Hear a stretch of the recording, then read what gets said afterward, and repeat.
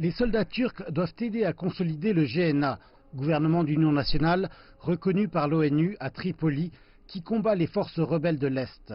Le gouvernement rival de l'Est s'oppose fortement à l'intervention de la Turquie.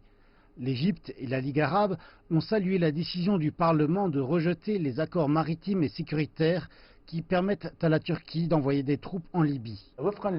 Selon la Constitution, le Parlement reconnu internationalement à l'Est devrait approuver tout accord avec un pays étranger, particulièrement s'il s'agit d'un accord militaire.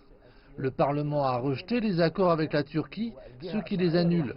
Le Parlement va ensuite porter l'affaire devant le Conseil de sécurité de l'ONU pour demander des sanctions contre le GNA et pour obtenir du soutien international afin d'empêcher la Turquie d'intervenir et d'envoyer des troupes.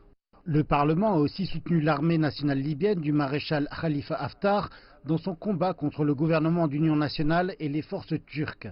Mais les experts disent que malgré ce vote, cela n'empêchera pas El Sarraj de recevoir les soldats turcs. À présent, El Sarraj et la Turquie essaieront d'outrepasser la loi et continueront avec leur intervention militaire.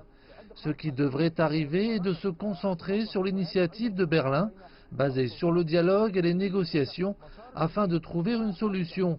Mais ces développements retarderont tout effort possible de paix. Par ailleurs, l'Égypte, de même que plusieurs pays de l'UE, essaie de pousser au dialogue plutôt qu'à l'escalade en Libye.